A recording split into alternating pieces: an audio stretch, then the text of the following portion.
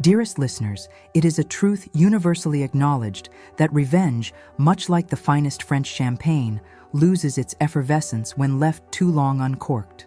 Today, your humble chronicler brings you the most extraordinary tale of a debt paid in flesh and blood, and a heart frozen by betrayal that required the warmth of genuine love to thaw. But let us not rush, for the best stories, like the finest Madeira, must be savored properly. The drawing rooms of Mayfair had witnessed many a social catastrophe in the spring of 1818, but few could rival the spectacular fall of Lord Beaumont. Once a gentleman of considerable fortune and impeccable breeding, he had descended into that most treacherous of vices, the gaming tables of St. James's. His decline had been gradual at first, then precipitous, like a carriage losing its wheel upon a steep descent. By the time the daffodils bloomed in Hyde Park that fateful April, his debts had mounted to such astronomical heights that even the most charitable of his creditors had lost patience. Lady Rosalind Beaumont, at 22, possessed the sort of beauty that poets might describe as ethereal, though she herself would have preferred to be thought clever rather than comely. Her hair, the color of autumn chestnuts, was always arranged with meticulous care, not from vanity, but from a desperate need to maintain appearances despite their reduced circumstances. Her eyes, a remarkable shade of amber that caught the light like honey held to the sun, often held a pensiveness that belied her years. She had been raised with all the accomplishments expected of a lady of quality. She could paint watercolors that were deemed quite charming, play the pianoforte with technical precision if not passionate flair, and speak French with an accent that would not embarrass her in Parisian society. Yet beneath these polished accomplishments lay a mind of considerable acuity and a spirit that had been tempered by years of managing a household, whilst maintaining the fiction that nothing was amiss. She had learned to stretch a guinea to do the work of 5, to smile graciously whilst wearing gowns that had been turned and retrimmed multiple times, and to deflect the increasingly persistent questions about why she had not yet married with a lightness that never betrayed her growing desperation. The Beaumont townhouse in Berkeley Square, once a jewel of architectural elegance, now bore subtle signs of neglect that only the most observant would notice. A worn patch in the Turkish carpet, artfully hidden beneath a strategically placed chair. Holland covers on furniture in rooms no longer heated. The conspicuous absence of fresh flowers, save for those Rosalind herself gathered from the small garden behind the house. The staff had been reduced to a bare minimum. Their faithful butler, Hedges, who had been with the family since Lord Beaumont's youth and now worked for bed and board alone. Mrs. Pritchard, the housekeeper who doubled as lady's maid, and young Tom, who served as footman, groom, and whatever else was required. Yet Rosalind had learned to navigate these straits with remarkable ingenuity. When the coal merchant had threatened to cut off their supply last winter, she had discovered, through careful eavesdropping at a tea party, that his daughter desperately wished for watercolor lessons from a genteel instructor. Rosalind had offered her services in exchange for coal credit, phrasing it as a favor to the merchant rather than a desperate bargain. When creditors came calling, she met them herself, employing a mixture of aristocratic hauteur and carefully calculated charm that invariably bought them more time. She had become, through necessity, an expert in the delicate art of maintaining dignity while dancing on the edge of ruin. Lord Beaumont himself had become a shadow of his former self, spending his days locked in his study, emerging only to haunt his clubs in search of one more game, one more chance to reverse his fortunes.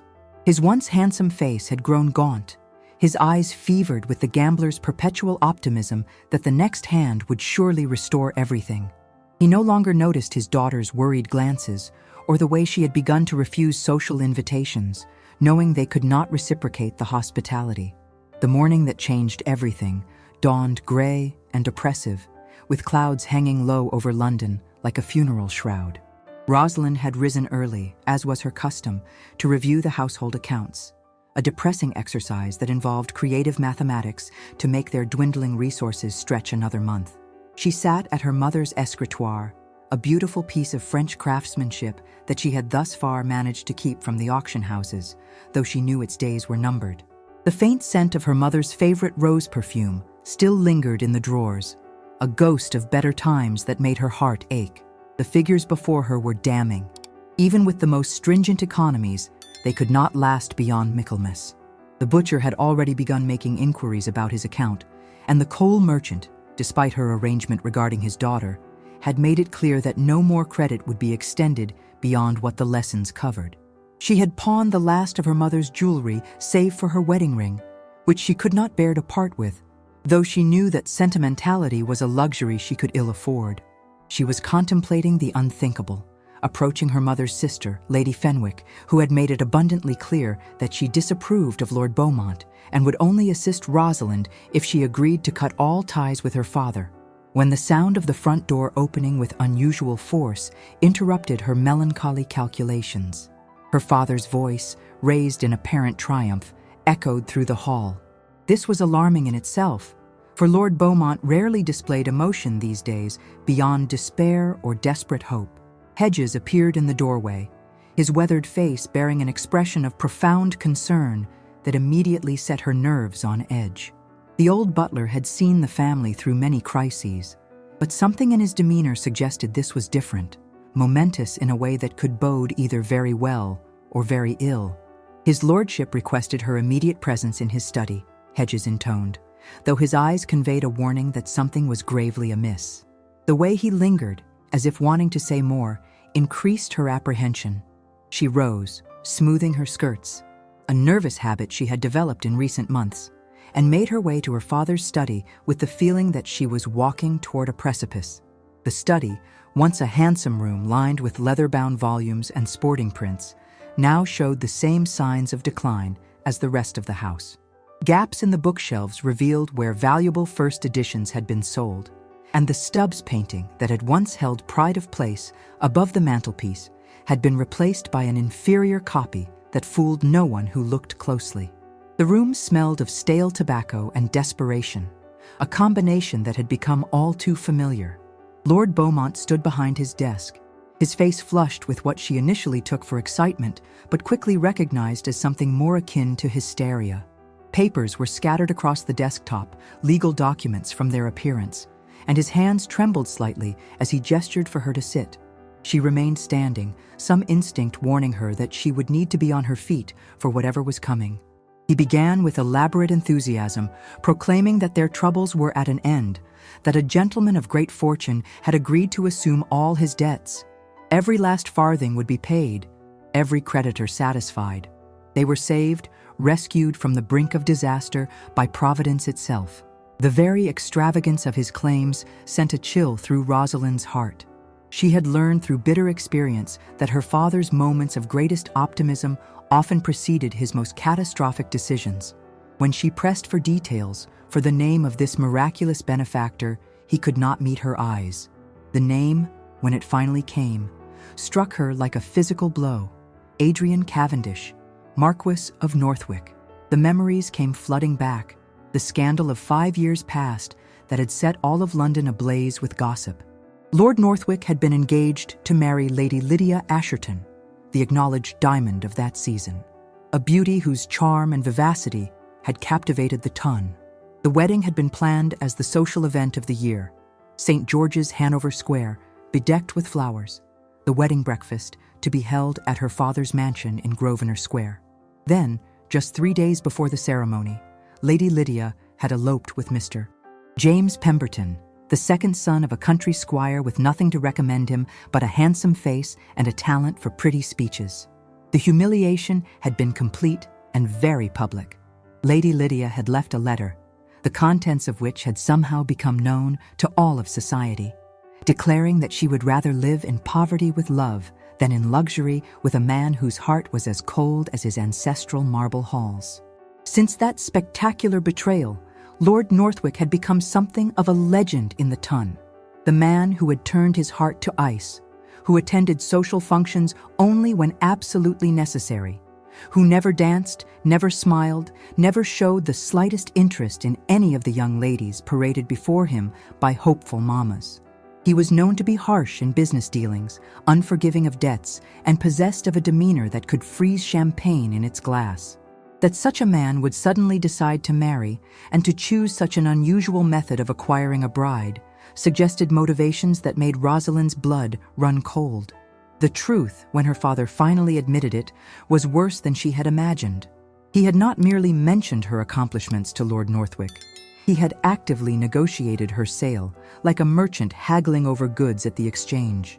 The arrangement was breathtakingly simple in its cold practicality.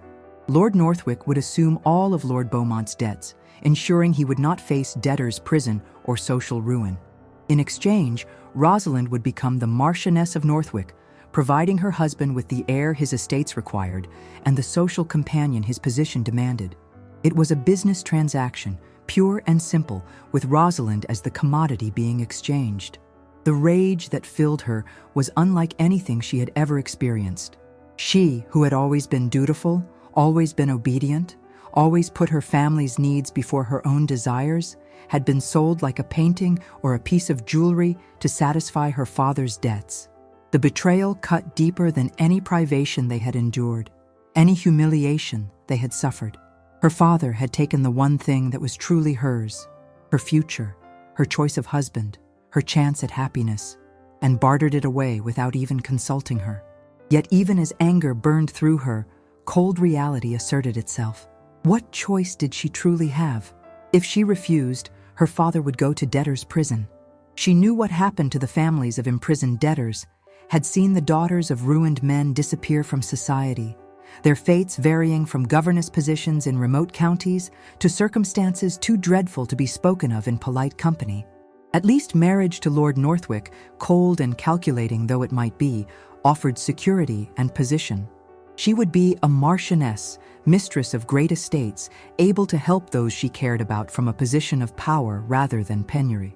Lord Northwick was to call that very afternoon at 3 o'clock to make her acquaintance and discuss the arrangements. She had mere hours to reconcile herself to a fate she had never imagined, to prepare herself to meet the man who would own her as surely as if she were a slave on an auction block. She spent those hours in a strange state of detachment, as if watching someone else prepare for sacrifice.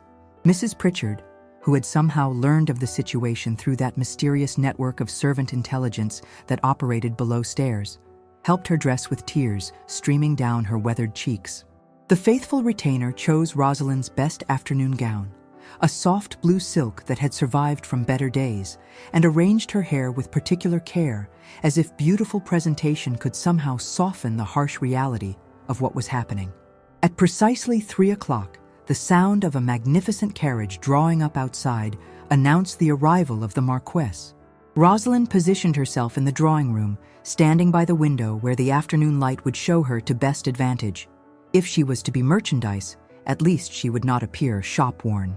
She heard his voice in the hall, deep and cultured, with an undertone that suggested permanent winter, and steeled herself for the encounter.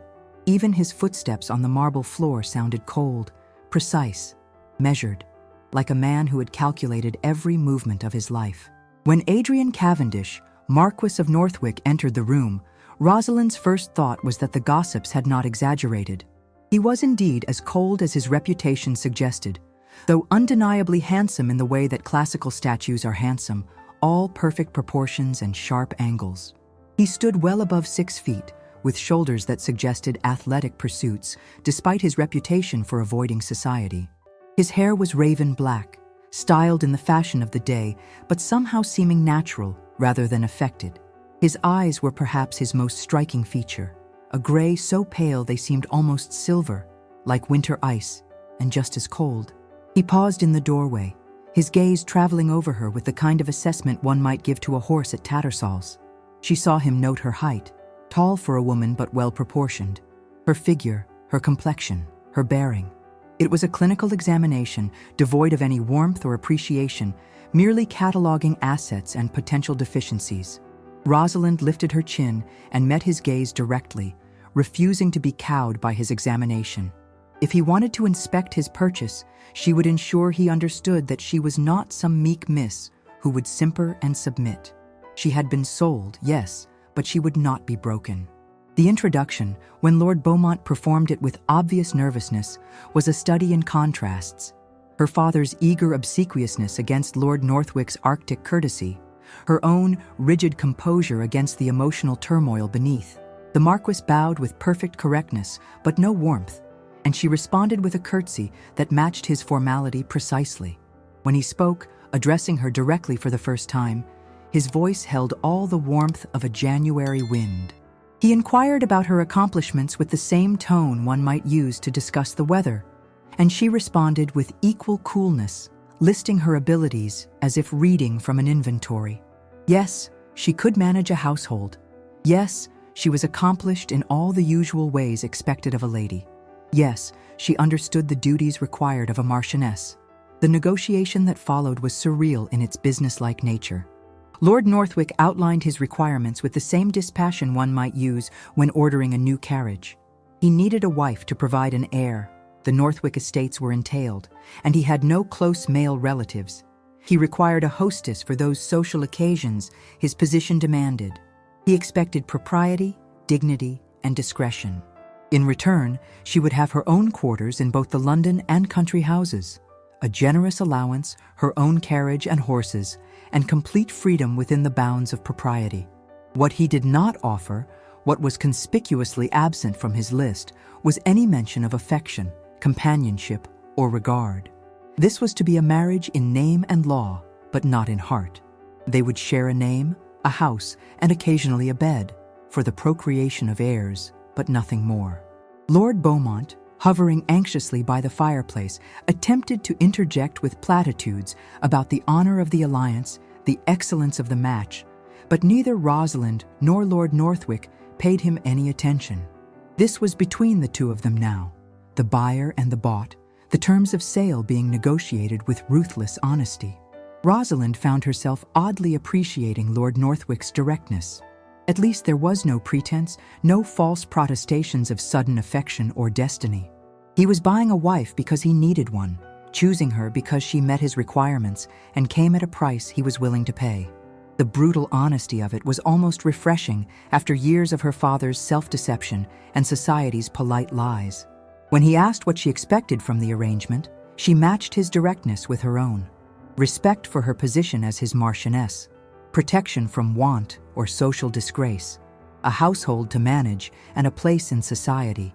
She did not mention love or affection. It was clear such things were not on offer, and she would not humiliate herself by asking for what would not be given. The one moment of genuine emotion came when she asked about her father's debts, wanting to know the exact price of her sale. Lord Northwick's eyes flickered with something that might have been surprise at her bluntness, but he answered readily enough. The sum was staggering, more than she had feared, enough to have destroyed them utterly. That her father had accumulated such massive debts was a fresh shock, another betrayal to add to the tally. The wedding was set for 1 month hence, enough time to have the banns read and avoid scandal. Not enough time for her to fully accept what was happening. Lord Northwick rose to leave, the interview concluded to his satisfaction, the transaction agreed upon. As he reached the door, he turned back, and for a moment she thought he might say something human, something to acknowledge the magnitude of what had just been decided. Instead, he merely informed her that his solicitors would call with the settlement papers, and that she would find them generous. He was many things, he assured her, but not miserly. As his wife, she would want for nothing material. The emphasis on that last word was subtle, but unmistakable. Material comfort would be abundant. Emotional comfort was not part of the bargain. The weeks that followed passed in a blur of activity that left little time for reflection, which was perhaps a mercy. True to his word, Lord Northwick proved generous in material matters. A modest trousseau appeared as if by magic, delivered by the finest modistes who treated Rosalind with the deference due to a future marchioness. The gowns were beautiful but conservative, rich fabrics in muted colors, everything of the finest quality but nothing that would draw undue attention. Even in this, she could see his calculating mind at work. His wife must be impeccably dressed but not ostentatious, elegant but not eye-catching. The settlement papers, when they arrived, were indeed generous. Her pin money would exceed what her father had spent in his prosperous years. She would have her own carriage and horses, her own household accounts, and a jointure that would leave her wealthy should she be widowed. Every material comfort was provided for, every financial concern addressed. It was the most comprehensive purchase agreement she had ever seen, lacking only any provision for the feeding and care of her heart. She saw Lord Northwick only twice more before their wedding day. Once at Almack's, where their engagement was formally announced, causing a sensation that rippled through the ton like a stone dropped in still water. The patronesses, those formidable arbiters of social acceptability, regarded her with expressions ranging from pity to calculation. Lady Jersey, never one to resist gossip, cornered her near the refreshment table, desperate for details about how she had captured the uncapturable Marquess. Rosalind's response, that Lord Northwick had required a wife and she had been available, shocked the patroness with its frankness. When pressed about affection between them, Rosalind wondered aloud whether affection was truly necessary in marriages of their class, a question that sent Lady Jersey retreating in visible discomfort. It was easier to shock than to endure pity, easier to appear brazen than broken. The second meeting was at her father's house, where Lord Northwick came to sign the settlements. He was accompanied by his man of business, a sharp-featured individual named Mr. Blackthorne, who looked at everything and everyone with professional suspicion. The signing was performed with all the romance of a property transfer, which Rosalind supposed it essentially was. The wedding day dawned gray and drizzling, which seemed appropriate given the circumstances. Rosalind stood before her mirror as Mrs. Pritchard arranged the Brussels lace veil that had been her mother's, trying to recognize herself in the elegant stranger reflected there. Her wedding dress was of ivory silk, simply cut but exquisitely made, with tiny seed pearls embroidered along the hem and sleeves. The Northwick diamonds delivered that morning lay cold and heavy against her throat, beautiful, valuable, and as impersonal as everything else about this arrangement. Lord Beaumont appeared in the doorway, looking more presentable than he had in months. The settlement of his debts had restored some of his former confidence, though Rosalind noted he could not quite meet her eyes. He complimented her appearance and ventured that her mother would be proud, a statement that sparked a flash of anger Rosalind quickly suppressed. Would her mother be proud that her daughter had been sold to pay gaming debts? They both knew the answer to that question. The church, St. George's, Hanover Square, the same church where Lord Northwick's first wedding should have taken place, was nearly empty when they arrived. The vast space felt cavernous with so few witnesses, the empty pews seeming to mock the grandeur of the setting. Lord Northwick stood at the altar, resplendent in a coat of midnight blue superfine, looking as remote and perfect as ever. His only attendant was a middle-aged gentleman whom Rosalind recognized as his cousin, Mr. George Cavendish. On her side, there was only her father and Mrs. Pritchard, who had insisted on attending despite the irregularity. The ceremony was brief and austere. Lord Northwick's voice as he spoke his vows was steady and emotionless, as if he were reading a legal document rather than pledging his life to another. Rosalind matched his tone, speaking her own vows clearly and without sentiment. When instructed to kiss his bride, the Marquess merely brushed his lips against hers so briefly she barely felt it, though the touch sent an unexpected shiver through her that she quickly suppressed. The wedding breakfast was held at Northwick House in Grosvenor Square, a mansion so grand it made the Beaumont townhouse look like a cottage. The facade was impressive enough, Portland stone with Corinthian columns flanking the entrance. But the interior was breathtaking. The entrance hall alone, with its black and white marble floor and sweeping double staircase, was larger than the entire ground floor of her father's house. Yet for all its magnificence, it felt cold. The marble seemed to leach warmth from the air, and their footsteps echoed hollowly in the vast space. The scent of beeswax and silver polish was almost oppressive, speaking of rigorous maintenance, but no real life. Priceless artwork adorned the walls, and every piece of furniture spoke of generations of wealth and taste, yet it all felt more like a museum than a home. The guests were few, some cousins of the Marquess, who looked at Rosalind with barely concealed curiosity, her father who drank rather more champagne than was wise, and a handful of society matrons who had likely come to gather gossip for the ton. Rosalind moved through it all in a daze, accepting congratulations that rang hollow, smiling until her face ached, playing the part of the happy bride while feeling as if she were watching someone else's life from a great distance. Lord Northwick, her husband now, though the thought seemed impossible, stood beside her, occasionally offering his arm when movement was required, but otherwise treating her with the same courteous indifference he might show to a stranger at a public assembly. He introduced her to the guests with perfect propriety but no warmth, referring to her as "my wife," in a tone that made the words sound like a business title rather than a term of affection. As the afternoon waned and the guests began to depart, the reality of her situation began to settle upon her like a heavy cloak. This grand house was now her home, though it felt more like a beautiful prison than a residence.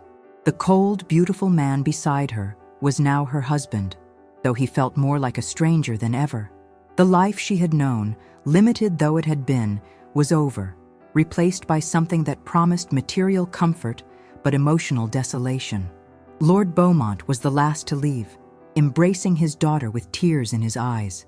He whispered wishes for her happiness, though they both knew happiness was not part of the bargain that had been struck. She watched him go with a mixture of love and resentment, forgiveness and anger, all tangled together in a knot she could not begin to untie. When the great door closed behind him, Rosalind found herself alone with her husband in the vast entrance hall. The silence stretched between them, taut as a pianoforte string, until she thought it might snap from the tension. The servants had discreetly withdrawn, leaving them to navigate this first moment of their married life without an audience. Lord Northwick spoke first, his voice echoing slightly in the marble hall. He instructed that Mrs. Henley, the housekeeper, would show her to her quarters, his tone as impersonal as if he were directing a guest rather than his bride. He mentioned that they dined at 8 and that he preferred punctuality, the kind of household information one might give to a new servant rather than a wife. He turned to go, then paused, looking back at her with those remarkable silver eyes. He welcomed her to Northwick House and expressed hope that she would be comfortable there, the hesitation before comfortable suggesting he had been about to say something else, happy perhaps or content, but had thought better of it. Then he was gone, his footsteps echoing on the marble floor as he disappeared into the depths of the house, leaving her alone in the vast entrance hall with only the ticking of an enormous ormolu clock for company. Mrs. Henley, the housekeeper, appeared as if summoned by some invisible signal. She was a woman of perhaps 50 years, with steel gray hair pulled back in a severe bun and a face that suggested she had forgotten how to smile sometime in the previous decade.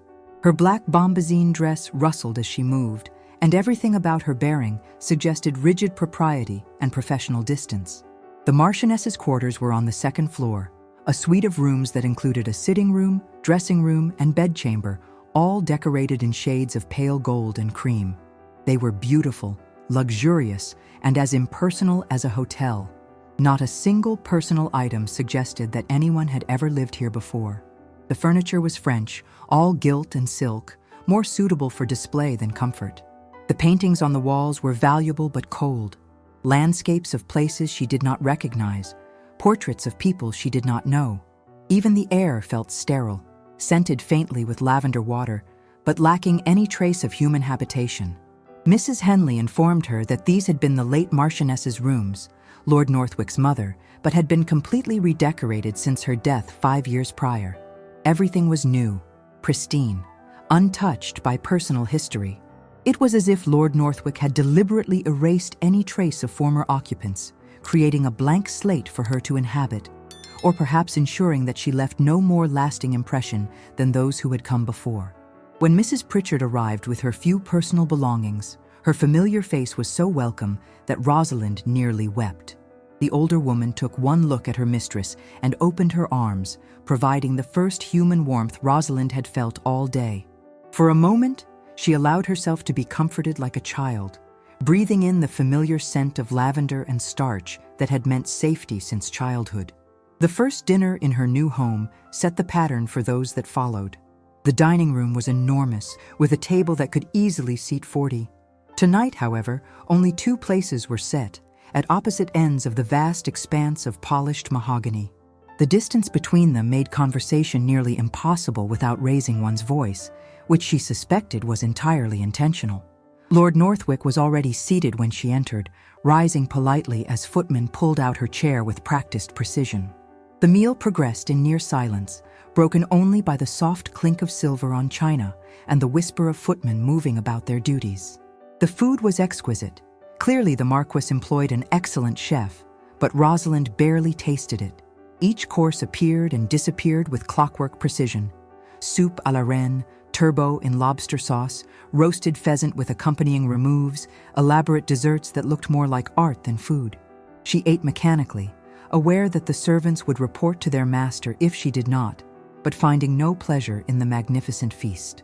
Lord Northwick ate with the same mechanical precision, cutting his food into precise pieces, chewing the requisite number of times, showing no more pleasure in the meal than if he were consuming sawdust.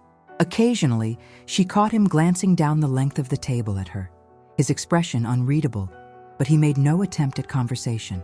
After dinner, she withdrew to the drawing room as was customary, expecting him to remain with his port. Instead, he joined her after only a brief interval, taking a chair by the fire at a careful distance from where she had settled with her embroidery. He had a book, some treatise on agricultural improvement, and read in silence while she plied her needle with fingers that trembled slightly despite her best efforts at control. The fire crackled in the grate, the clock on the mantel ticked with metronomic precision, and the silence between them grew heavier with each passing moment. Finally, unable to bear it any longer, Rosalind set down her embroidery and looked directly at her husband. She asked if it was always to be like this silence, this distance, this careful avoidance of any real connection. He looked up from his book, one dark eyebrow raised in what might have been surprise that she had spoken. When he asked what she would prefer, his tone suggested genuine curiosity beneath the customary coldness. She expressed a desire for conversation, even if only about trivial matters. They were condemned to spend their lives together. Surely they could manage some degree of discourse. His response was to ask what topics she would suggest, listing possibilities, weather, gossip, current events, with a mockery that stung more than she cared to admit. When she suggested he might tell her about the estate in Derbyshire, something shifted in his expression. For a moment, the mask slipped, and she glimpsed something underneath. Not warmth exactly, but perhaps a lessening of the cold. He began to speak about Ravensbrook Hall, his voice taking on a different quality as he described the estate that had been in his family for 300 years. 15,000 acres, he told her, with tenant farms, a home wood, and a village that depended on the estate for its prosperity. The house itself was Elizabethan, much altered over the centuries, but retaining its essential character. When she asked if it was beautiful, his response was carefully neutral. But when she pressed about whether he had been happy there as a child, something flickered in those silver eyes. Pain, perhaps, or longing. His admission that happiness was a luxury he had rarely indulged in was delivered with such matter-of-fact acceptance that it made her heart ache despite her resolution to feel nothing for this man who had purchased her. 3 days later, they departed for Ravensbrook Hall. The journey took 2 days, with an overnight stop at a posting inn near Leicester. Lord Northwick rode alongside the carriage rather than joining her inside, maintaining even in travel the distance that seemed so essential to him. She watched him through the window, noting the excellent way he sat his horse, the unconscious grace of his movements. He was an accomplished horseman, clearly more comfortable in the saddle than in a drawing room. The countryside grew wilder and more beautiful as they traveled north. The neat hedgerows of the home counties gave way to dry stone walls and rugged hills, the landscape becoming more dramatic with each passing mile. Despite her circumstances, Rosalind found herself enchanted by the scenery, so different from the manicured prettiness of Kent, where she had spent her childhood. There was something honest about this landscape, something that demanded nothing less than truth. When they finally turned through a pair of massive iron gates topped with the Cavendish arms, her anticipation grew. The drive wound through ancient parkland, past groves of oak and beech that must have stood for centuries. Herds of deer grazed in the distance, lifting their heads to watch the carriage pass with liquid eyes. Then, as they crested a small rise, Ravensbrook Hall came into view, and Rosalind's breath caught in her throat. The house was magnificent, but not in the cold, perfect way of Northwick House in London. This was a living building, golden stone that seemed to glow in the afternoon sun, mullioned windows that caught the light like diamonds, twisted chimney stacks that spoke of centuries of hearth fires. It sprawled across the landscape with the confident elegance of something that had grown organically over time, each generation adding their own touch while respecting what had come before. Gardens stretched out on either side, formal parterres near the house, giving way to more natural plantings that blended seamlessly with the surrounding countryside. Even from a distance, she could smell the sweetness of early roses carried on the warm breeze, hear the distant murmur of a fountain, sounds and scents entirely absent from the sterile perfection of the London mansion. Lord Northwick dismounted to hand her down from the carriage, and for a moment, as she expressed her genuine admiration for the beauty of his home, she saw real emotion cross his face. He mentioned that his mother had loved it here, had said the house had good bones and a kind heart. It was the first truly personal information he had volunteered, and Rosalind treasured it like a small gift, carefully stored away. The name Ravensbrook, he added quietly, came from the stream that ran through the eastern boundary. Ravens had nested in the ancient oaks there for as long as anyone could remember. The staff was assembled to meet their new mistress, a sea of faces that Rosalind knew she would need time to learn. Mr. Rushworth, the butler, was a dignified man of middle years who managed to convey both respect and a careful reserve, clearly withholding judgment until he had taken her measure. Mrs. Morgan, the housekeeper, was younger than Mrs. Henley and seemed more approachable, with kind eyes and a Welsh lilt to her voice that made Rosalind feel immediately more at ease. The welcome was warm but cautious, the staff clearly uncertain about this new mistress who had appeared so suddenly in their master's life.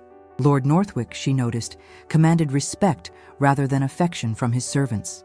They performed their duties with perfect precision, but without the subtle signs of genuine attachment she had seen between longtime servants and their employers in other houses. The Marchioness's suite at Ravensbrook Hall was very different from the cold elegance of the London rooms.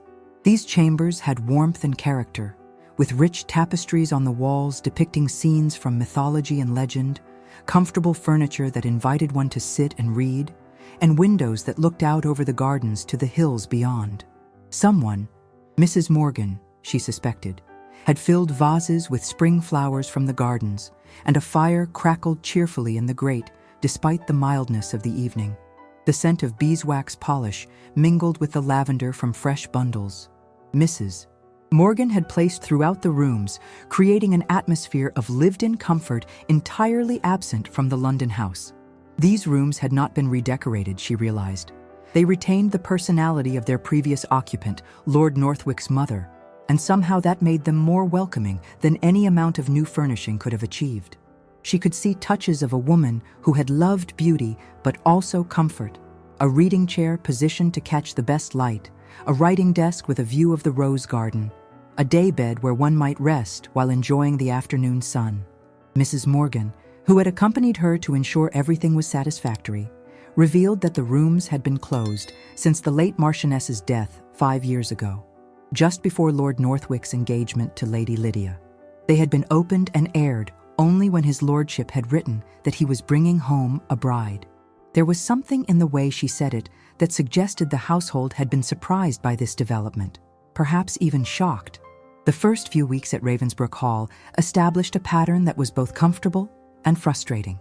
Lord Northwick spent his days attending to estate business, riding out early to visit tenant farms, or closeting himself in his study with his steward, Mr. Barnes.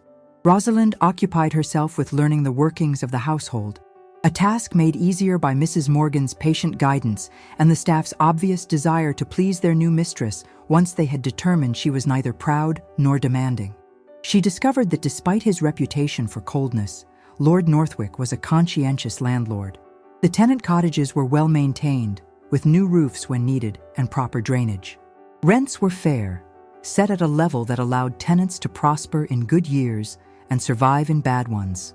He had instituted several progressive agricultural improvements, new methods of crop rotation, selective breeding of livestock, drainage of previously unusable land, that were increasing yields and improving the lot of everyone connected to the estate. The village of Ravensbrook spoke of him with respect, if not warmth. He was just, they said, fair in his dealings, generous to those in genuine need, though he had no patience for laziness or self-pity. The vicar, Mr. Wordsworth, a mild-mannered man more interested in his garden than his sermons, mentioned that his lordship was generous to the church and the parish poor, though he preferred his charity to remain anonymous.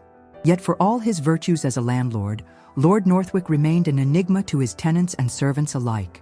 He had no close friends in the county, attended only those social functions his position absolutely required, and had been known to go weeks without speaking to anyone beyond what estate business demanded. His isolation was self-imposed, but absolute, as if he had decided that connections with other people were a luxury, or perhaps a danger, he could not afford. In the evenings, they dined together in a dining room that, while still formal, was more intimate than the vast chamber in London. Here, she could smell the beeswax from the polished table, feel the warmth from the fire that actually heated the room rather than merely decorating it. Conversation remained stilted, confined mostly to estate matters and household concerns, but occasionally something would spark a moment of real communication. She learned that he had a passion for astronomy and had once considered studying at Cambridge before his father's death had called him home to assume the title. He discovered that she read Latin and Greek, accomplishments unusual for a woman, and seemed genuinely impressed by her translation of a passage from Homer he had been struggling with. Afterward, they would adjourn to the drawing room where Rosalind would work at her embroidery while Lord Northwick read. Sometimes she would play the pianoforte, choosing pieces that required concentration rather than emotion. Bach fugues, Scarlatti sonatas, technical exercises disguised as music. He never commented on her playing, but she noticed he would lower his book to listen, his fingers sometimes moving slightly as if following the rhythm. One evening, perhaps 3 weeks after their arrival, she was struggling with a particularly challenging passage from a Beethoven sonata when she heard him speak. The compliment on her playing was unexpected enough to make her fingers stumble on the keys. When she thanked him, he revealed that his mother had also played, filling the house with music that had gone silent since her death. The admission that she reminded him of his mother in this way was offered almost reluctantly, as if the words were pulled from him against his will. The conversation that followed was the longest they had yet shared. He spoke of his mother with a warmth she had not heard from him before, how she had been the heart of the house, bringing light and laughter to rooms that his father had preferred to keep somber and silent. She had possessed a gift for making people feel valued, for seeing the best in everyone, for finding joy in simple pleasures. Her death had left a void that he had never attempted to fill, preferring instead to close off the parts of the house and himself that had been touched by her warmth. When Rosalind asked if he had always been so determined to avoid happiness, his answer revealed more than perhaps he had intended. No, he admitted. There had been a time when he had believed in happiness, had even pursued it.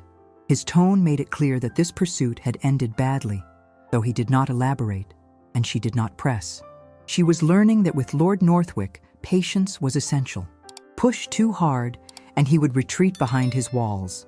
Wait, and occasionally a door would open, if only for a moment. These small moments of connection were rare but precious, like gaps in a wall that allowed glimpses of what lay beyond. She began to piece together a picture of a man who had once been capable of warmth, even happiness, but who had built such formidable defenses that he had forgotten how to lower them.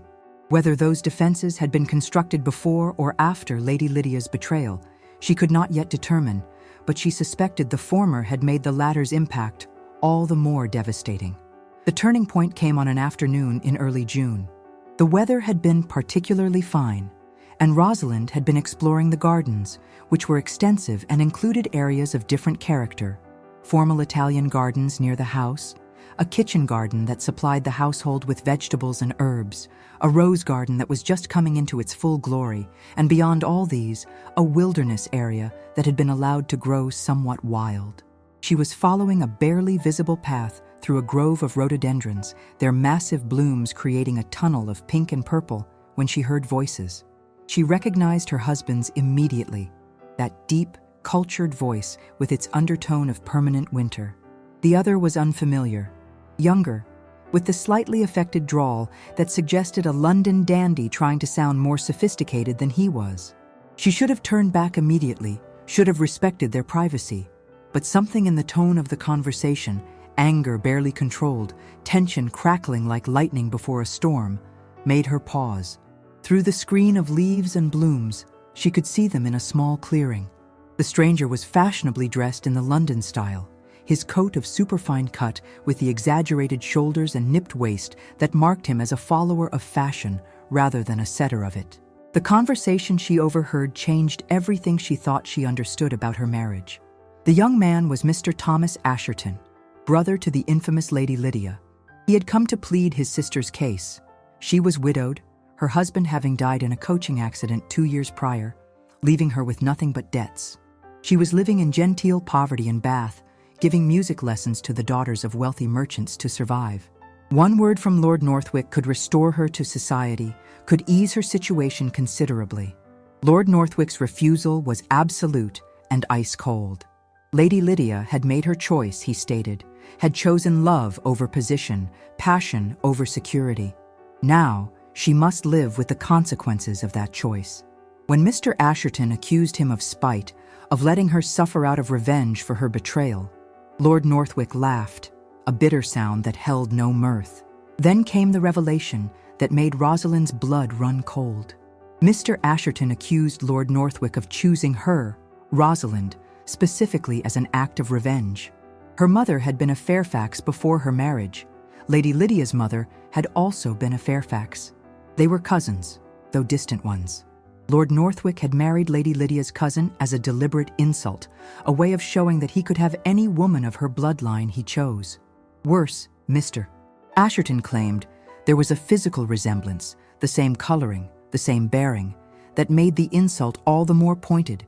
Lord Northwick's denial was not entirely convincing. He claimed less calculation than Mr. Asherton suggested, but he did not deny knowledge of the connection or the resemblance. The truth was clear. She had not been chosen randomly, not been selected merely because her father owed money. She had been chosen as a weapon in a 5-year-old war, a means of revenge against a woman who had humiliated him. She fled before she could hear more, running blindly through the gardens until she reached a small folly on a rise overlooking the lake. It was a pretty structure, built in the classical style with columns and a domed roof, the kind of romantic spot where lovers might meet for stolen moments. She sank onto a stone bench, her mind reeling from what she had learned. The cold stone beneath her seemed to leach warmth from her body, matching the chill that had settled in her heart. She was not just payment for her father's debts. She was an instrument of revenge, chosen for her blood connection to the woman who had humiliated him. Every time he looked at her, did he see Lady Lydia? Was she merely a constant reminder of his triumph? Proof that he had survived and prospered while the woman who betrayed him had fallen into poverty and disgrace? The sound of footsteps made her look up. Lord Northwick stood at the entrance to the folly, his expression unreadable in the shadow of the dome. He knew she had overheard. She could see it in the tension of his shoulders, the careful way he held himself, as if preparing for an assault. The confrontation that followed was brief but devastating. He did not deny the connection to Lady Lydia, though he claimed it had not been as calculated as Mr. Asherton suggested. When she accused him of seeing not her but her cousin's ghost whenever he looked at her, of her being merely not Lydia rather than Rosalind, she saw him flinch as if she had struck him. When she rose to leave, stating her intention to take dinner in her room, he spoke her given name for the first time. Rosalind. The sound of it in his voice, rough, almost pleading, stopped her in her tracks. For a moment, she felt the impact of hearing her name from his lips, the unexpected intimacy of it after weeks of formal address. His insistence that he did not hate her, that whatever his initial motivations, he did not hate her now, held a note of desperation she had never heard from him before. But she left him anyway, walking away from the folly with her spine straight and her head high, though inside she felt as if something had shattered. The fragile connection they had been building, those precious moments of growing understanding, seemed like self-deception now. How could she trust any softening in his manner when she knew she had been chosen as an instrument of revenge? The days that followed were strained even by the standards of their unusual marriage. They maintained the pretense of normalcy for the servants, dining together and sharing the drawing room in the evenings. But the silence between them had taken on a different quality. Before, it had been the silence of strangers learning to coexist. Now it was the silence of people who had wounded each other and did not know how to heal the damage. Yet the memory of how he had said her name haunted her. In the dark hours of the night, alone in her bed, she found herself replaying that moment. The roughness in his voice, the way it had seemed torn from him against his will. Adrian, too, seemed affected by that breach of formality. She caught him starting to speak her name several times, only to stop himself, reverting to the formal Lady Northwick with visible effort. The barrier had been crossed, however briefly, and neither of them quite knew how to rebuild it, or whether they wanted to. Rosalind threw herself into her duties as Mistress of Ravensbrück with renewed vigor, as if constant activity could keep her from dwelling on her situation. She visited every tenant cottage, learning names and circumstances, identifying needs that had gone unaddressed. She reorganized the still room, working with Mrs. Morgan to ensure they had adequate supplies of medicines and preserves for the coming winter. She cataloged the library, discovering treasures that had been forgotten and organizing them in a more logical system. The servants noticed the change in their mistress. Where before she had been learning her role, now she claimed it with quiet authority. She was unfailingly kind, but maintained a reserve that had not been there before. Mrs. Morgan, who had begun to show real warmth toward her new mistress, found herself gently but firmly kept at a professional distance. Lord Northwick, meanwhile, seemed to withdraw even further into himself. He still attended to estate business with his usual efficiency, but there was a grimness to him now that concerned even Mr. Barnes, who had worked with him for 10 years. He rode out earlier and returned later, as if determined to spend as little time as possible in the house. Yet Rosalind noticed things that suggested her accusations had affected him more than his cold exterior suggested. She would catch him watching her when he thought she was unaware, and the expression on his face was not one of satisfaction or revenge, but something more complex. Regret, perhaps, or longing for something he did not know how to name. And always, she could see his lips forming her name silently, as if practicing for a conversation that never came. It was during this period of careful distance that disaster struck. Rosalind had ridden to the village to call upon the vicar's wife, who had recently been delivered of a child. It was a duty call, but a pleasant one. Mrs. Wordsworth was a sensible woman who did not pry into the obvious tensions in the Northwick marriage, but offered warm companionship and village news. The visit had gone well. The new baby was thriving, and Rosalind was in better spirits than she had been for days as she rode back through the homewood. The path was familiar now, winding through ancient oaks and beeches that created a green cathedral overhead. Her mare, Artemis, was a steady, sensible creature who knew the way home and needed little guidance. Later, Rosalind would wonder what had startled the horse. A rabbit, perhaps, or a bird exploding from the underbrush. Whatever the cause, Artemis suddenly shied violently to the left, nearly unseating her rider. Rosalind, an accomplished horsewoman, would normally have kept her seat easily, but the saddle girth, improperly fastened by a new groom who had been nervous about handling the Marchioness's horse, gave way. She fell hard, her head striking a tree root with a sickening crack. The world exploded in stars. Then darkness claimed her. She woke to find herself in her own bed at Ravensbrück, with Mrs. Morgan bathing her forehead with lavender water and the local physician, Dr. Harper, peering at her with professional concern. Her head throbbed abominably, and when she tried to sit up, the room spun in alarming circles. The scent of the lavender was almost overwhelming, mixing with the earthier smell of some medicinal preparation the doctor had been applying. Dr. Harper insisted she remain still while he completed his examination. She had a nasty bump on her head and various bruises, he informed her, but no bones were broken and there was no sign of serious injury. Rest and quiet were prescribed, along with a powder for the headache if it became unbearable. It was Mrs. Morgan who revealed the full story of her rescue. Lord Northwick had been returning from visiting a tenant farm when he found Artemis wandering riderless. He had immediately searched for Rosalind, finding her unconscious in the wood. According to the groom who had helped, his lordship had been white as a sheet, cradling his wife with unexpected gentleness as he carried her to his horse, then holding her before him on the saddle for the ride home, all the while demanding that every doctor in the county be summoned. He had called her by her name repeatedly, Rosalind, Rosalind, as if the repetition could somehow call her back to consciousness. The image was so at odds with the cold, controlled man, she knew that Rosalind could hardly credit it. Yet when Lord Northwick finally entered her room, after she had insisted to Mrs. Morgan that she was well enough to receive him, his appearance confirmed the housekeeper's account. His usually immaculate appearance was disheveled, his cravat askew, his coat bearing traces of dirt and leaves from the forest floor.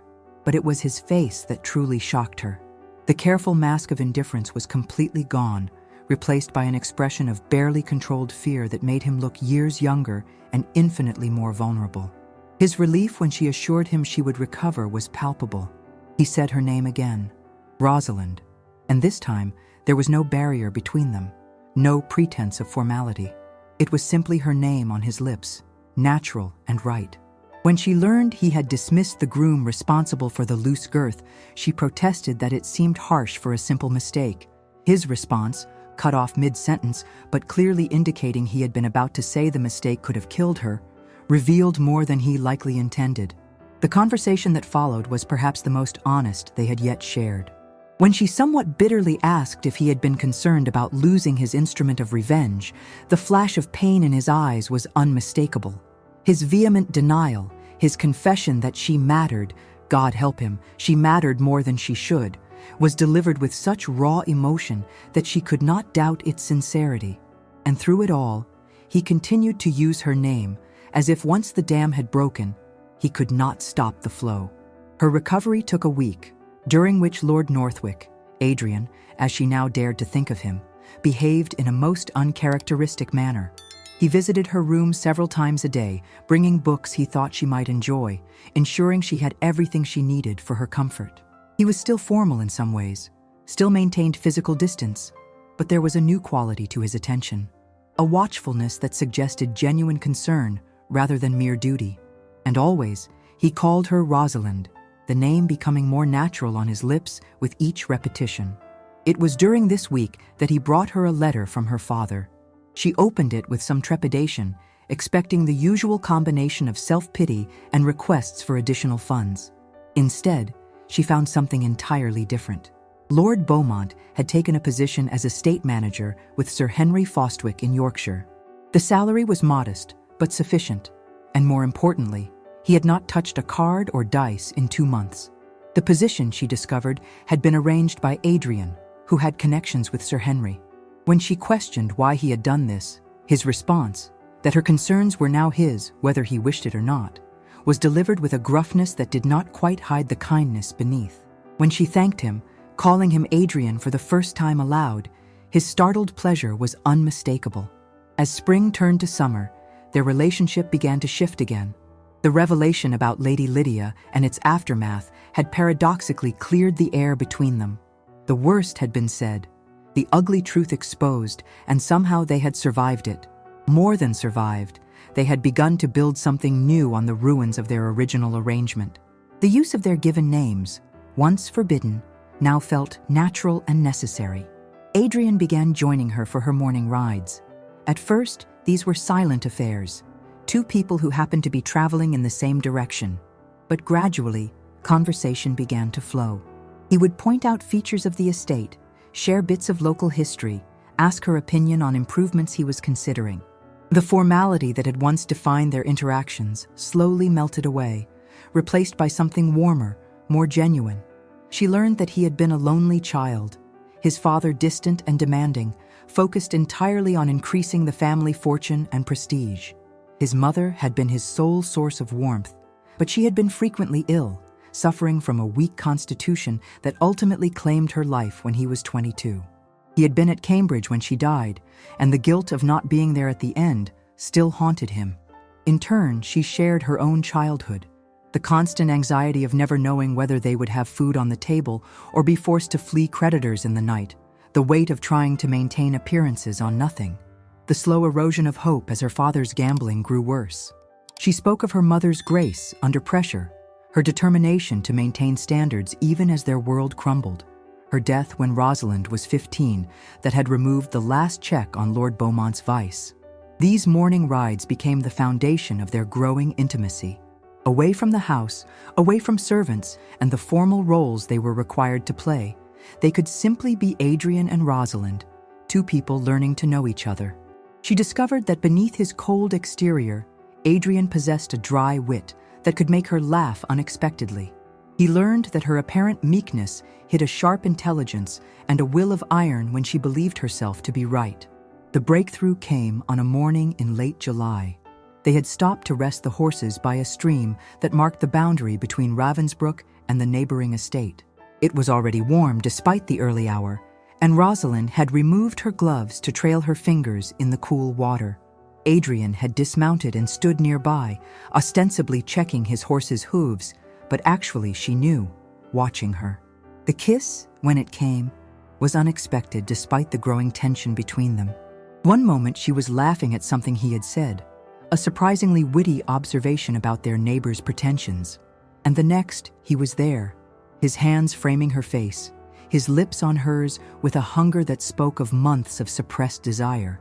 He said her name against her lips, Rosalind, Rosalind, as if it were a prayer. It was nothing like the brief cold touch at their wedding. This was fire and need and something desperate that made her knees weak. When they finally broke apart, both were breathing hard, and the look in his eyes made her shiver despite the warmth of the morning. From that moment, everything changed. The careful distance they had maintained began to crumble. He would find excuses to touch her, helping her from her horse, offering his arm as they walked, brushing a strand of hair from her face. She found herself responding, leaning into his touch, seeking out his presence, feeling incomplete when he was away. Their use of each other's names became constant, each repetition a small intimacy that bound them closer. In the evenings, instead of maintaining separate spheres in the drawing room, he began to sit closer to her. He would read aloud while she embroidered, his voice bringing life to poetry and novels. When she played the pianoforte, he would stand behind her, turning the pages, his presence a warm weight at her back. Sometimes he would murmur her name as she played, so softly she might have imagined it. One evening, as she played a particularly moving piece by Mozart, she became aware that he had stopped turning pages and was simply watching her. When she turned to ask what was wrong, the expression on his face stopped her breath. It was a look of such naked longing that it made her heart race. He told her then how empty the house had been before she came, how she had brought life back to rooms that had been merely spaces to exist in. His confession that if he could do their marriage over, he would still choose her, not for revenge, not for convenience, but for herself, was delivered with such quiet intensity that she could not doubt its truth. He used her name with every sentence, as if making up for all the weeks when he had denied himself that simple pleasure. Her own confession, that she would choose him too, not for money or position, but because beneath all that ice was a heart worth winning, led to his rough admission that the heart in question was hers if she wanted it. When she said she did want it, calling him Adrian with all the tenderness she felt, his response was to kiss her again, this time with a gentleness that was somehow more devastating than passion. That night, they became truly husband and wife. The joining was everything their marriage had not been until then: passionate, tender, honest. Adrian was a gentle but thorough lover, worshipping her body with a reverence that brought tears to her eyes, murmuring her name like a litany of devotion. When she woke the next morning in his arms, she felt for the first time that she was truly home. The rest of the summer passed in a golden haze of growing intimacy and deepening love. They were inseparable, riding together in the mornings, working side by side on estate business, spending their evenings in shared contentment. The servants, who had watched their master's transformation with amazement, began to smile more, to go about their duties with a lighter step. The house itself seemed to wake from a long sleep, filled once again with warmth and laughter. The very air seemed different, no longer cold and sterile, but alive with possibility. But happiness, as they were about to learn, often attracts the attention of those who would destroy it. The letter arrived on a Tuesday morning in late August. Rosalind was in the morning room reviewing menus with Mrs. Morgan when Rushworth brought it in on a silver salver. The handwriting was feminine, elegant, but showing signs of distress in the way the ink had blotted in places. It was addressed to Lord Northwick and marked urgent. Even the paper itself seemed to carry a faint scent of desperation, a cloying perfume that made Rosalind's stomach turn. Adrian was in his study, and Rosalind took the letter to him herself, though something about it, perhaps that familiar perfume, made her uneasy. When he saw the handwriting, his face went white, then flushed with anger. He broke the seal with violent movements and read quickly, his expression growing harder with each line. Without a word, he crushed the letter and threw it into the fire. When Rosalind asked who it was from, his answer, Lydia, was spit out like a curse. The woman who had betrayed him 5 years ago, who had chosen passion over position, was now widowed, in debt, and desperate. She had written claiming to have made a terrible mistake, that she now realized what they had was real love, not the infatuation she had felt for her late husband. She wanted forgiveness, restoration to society, and, most audaciously, suggested that since Adrian's marriage was known to be a mere business arrangement, he might keep her as his mistress. The rage in Adrian's eyes was frightening, but Rosalind could see beneath it to the hurt, the reopening of wounds that had just begun to heal. When she suggested that perhaps facing Lydia directly would help him finally put the past to rest, he pulled her onto his lap, burying his face in her hair, holding her as if she were the only thing keeping him anchored to sanity. He said her name over and over, Rosalind, my Rosalind, as if reminding himself of what was real and present versus what was past and gone. But Lydia was not so easily dismissed. The next morning brought another letter, this time addressed to Rosalind herself. Against her better judgment, but driven by a need to understand this woman who had shaped so much of Adrian's life, she read it. The letter was a masterpiece of manipulation.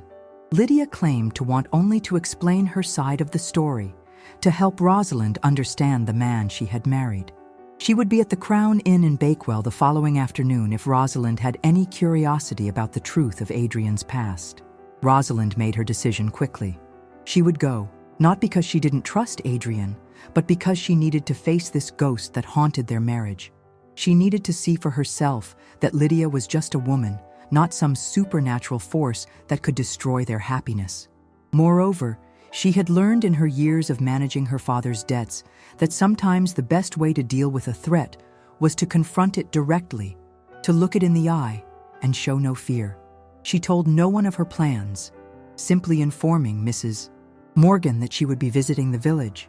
She took the small carriage, driving herself rather than bringing a groom who might gossip. The Crown Inn was respectable, but not fashionable, the sort of place where someone of reduced circumstances might stay without causing comment. The building smelled of old wood and cooking fires, honest scents that contrasted sharply with the artificial perfume that had clung to Lydia's letter. She found Lydia in a private parlor, and her first thought was that Mr. Asherton had been right. There was a resemblance between them, though on closer inspection, it was superficial. They had similar coloring, but where Rosalind's features were warm and open, Lydia's were sharp, calculating, with a hardness about the eyes that spoke of disappointment and bitterness. The conversation that followed was a delicate dance of words and implications. Lydia admitted to leaving Adrian because she had been young and stupid, choosing passion over security. Her husband's passion had burned hot and bright but brief, leaving her with nothing when he died. She spoke of Adrian with a possessiveness that made Rosalind's skin crawl, claiming that part of him would always belong to her, that she had shaped him into who he was. When Lydia made her threats, she could create scandal, damage their reputations, make their lives difficult unless given money to maintain herself. Rosalind's response surprised them both. The years of dealing with creditors, of negotiating with tradesmen, of finding creative solutions to impossible problems had prepared her for this moment. She had learned to fight dirty, growing up with a gambling father, she informed Lydia coldly. She knew secrets about half the ton that would make Lydia's hair curl. If Lydia wanted assistance, she must agree to leave England entirely. America, perhaps, or the continent. The negotiation that followed was as cold as any business transaction. Lydia needed money. Rosalind wanted her gone permanently. They agreed on a sum, generous enough to allow Lydia to establish herself comfortably abroad, not so generous as to encourage further demands. The condition was absolute.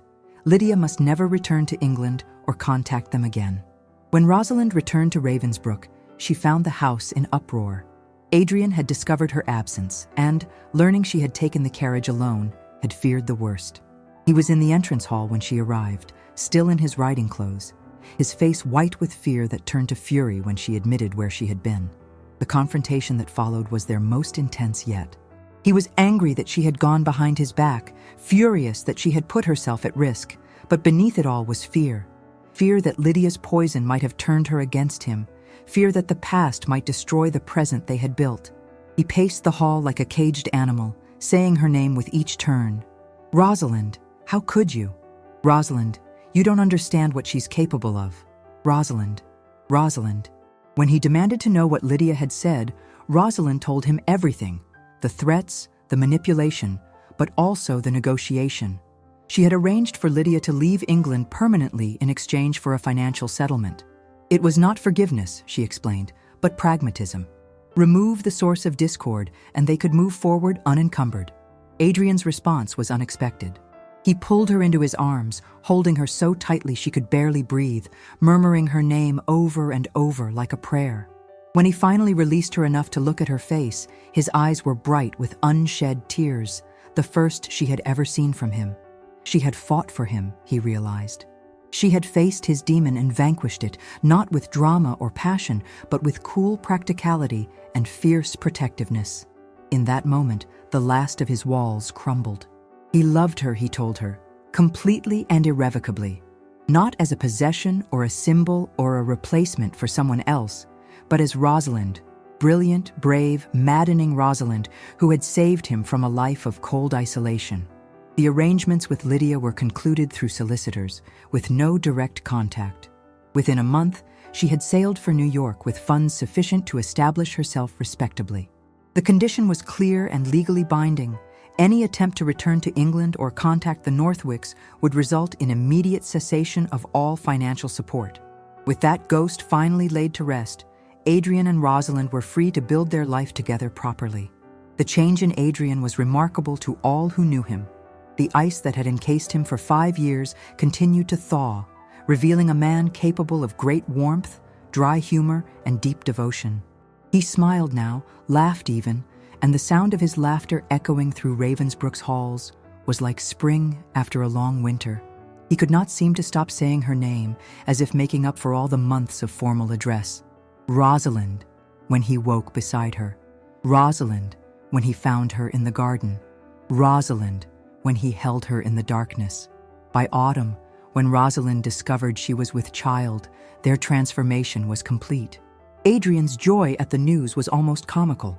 He, who had claimed to want only an heir for duty's sake, now fussed over her health with touching concern, bringing her delicacies to combat morning sickness, reading to her when she was tired, and spending long minutes with his hand on her still flat stomach, marveling at the life growing within.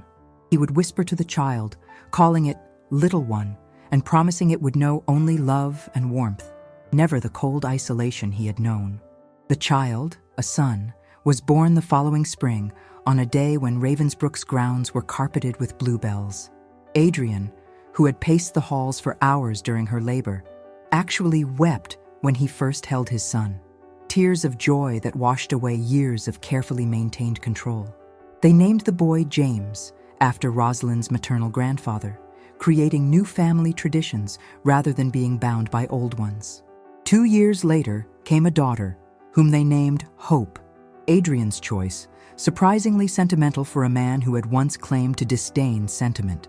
Watching him with their children, gentle and playful in ways she could never have imagined when they first met, Rosalind often thought of that cold, bitter man who had examined her like merchandise in her father's drawing room.